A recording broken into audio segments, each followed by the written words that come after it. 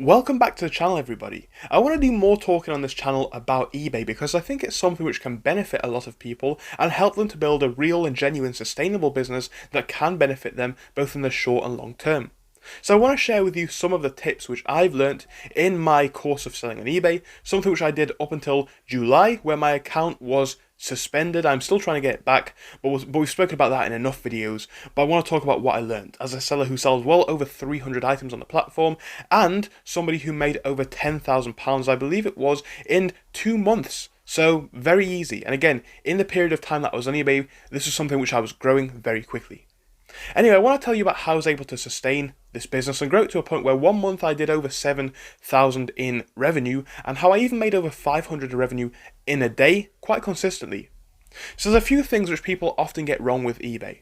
The big red flag that I will say most people do with eBay goes to the way that they list. Whenever I teach people about eBay, this is something which really slips under the radar, but it seems kind of common sense when you crack the code.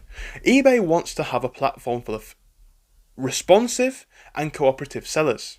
How is this measured? How do we make sure that people are these words? The way that we do it is by making sure they're active on the platform. So make sure you are always active on the platform. That's something that I would recommend. And the way that I would do this is by uploading between at least 3 and 5 items every single day.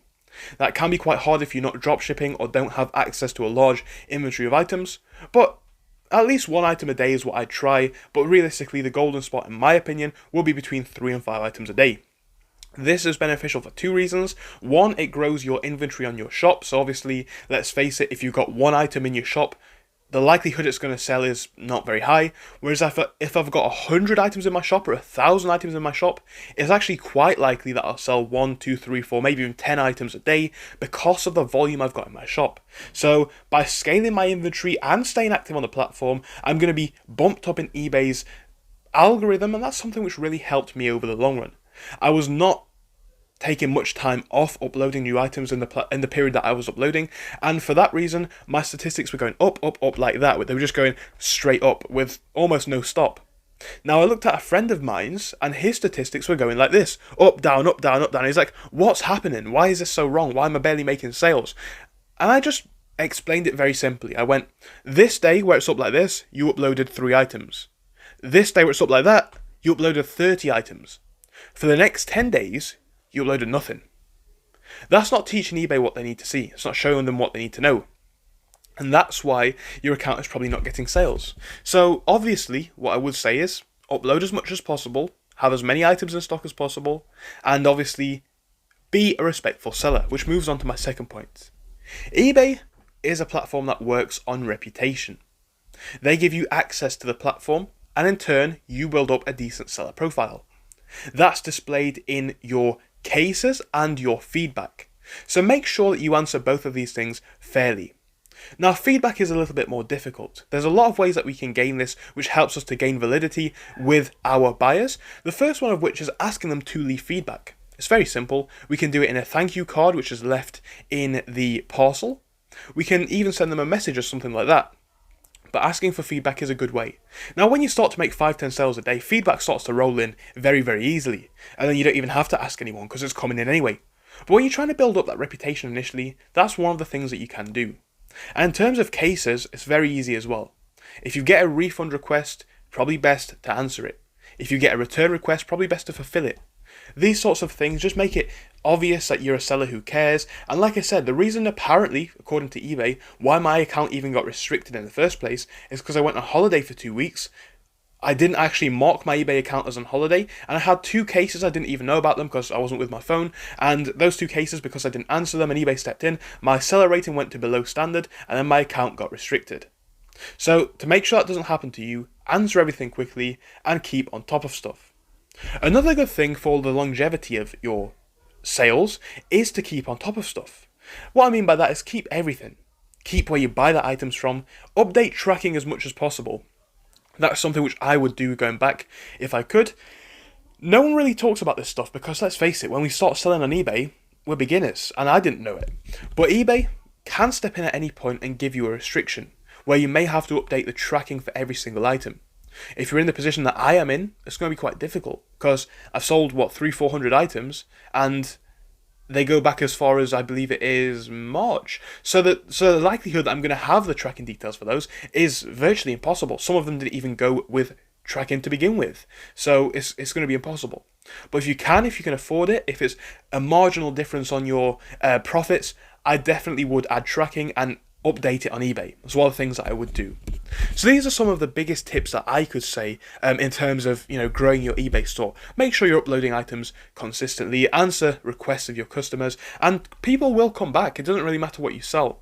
If you're a good service, if you provide a good service, you'll have people who come back. I had some people who bought, one or two items from me. They came back next week, bought 3, 4, 5 items, 6, 7 items even sometimes. And it's like, that is a great source of recurring revenue. And the reason for that is because, this person's item didn't arrive or arrived damaged. I went, hey, keep it. It cost me like 15 and I only lose £15 on it. I was making enough profit to justify that, so it's okay. I went above and beyond for the customers and that helped. Now, another great tip that I would say to anybody who can is to add promoted listings. Promoted listings is essentially advertising on eBay, allowing you to rank higher. Now, what this basically does is gives you a better spot in the algorithm.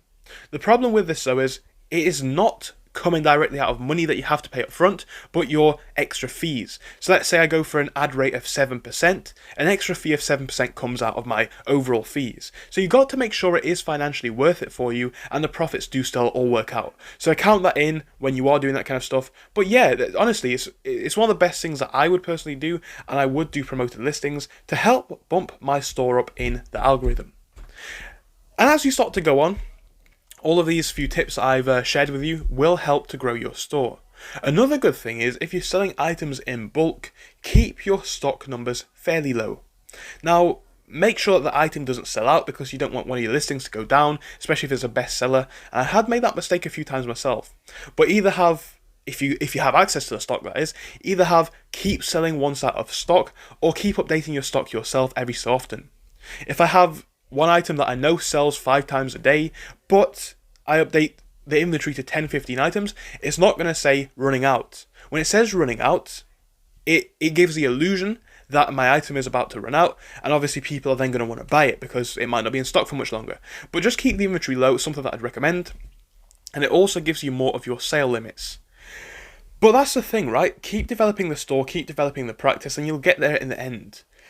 It can be quite a long road, and especially in the first few months. It's like I keep saying, my first month on eBay, I made £100 in profit. My second month, I made 300. My third month, I made, I think it was 700. Then I made 1,000. Then I made 2,400 or something like that. Then 36 or something like that. It picks up quick.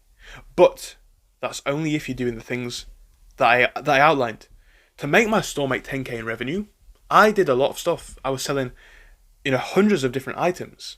I was updating my stock every day. I was doing different listings, and sometimes it was stress. But let's face it, guys. If you're in a store that's making 3.6k in profit a month, that's better than a lot of full-time jobs. When I was doing the eBay, I was only working maybe maximum 5 hours a day. Full-time job, 8 hours a day? It's kind of common sense. Most of my days were even 3-4 hours. Sometimes even 2 hours. It's easy. And these are just the tips I'd do if I was anybody trying to start off and get in that position. So I hope that some of these tips were genuinely useful for you.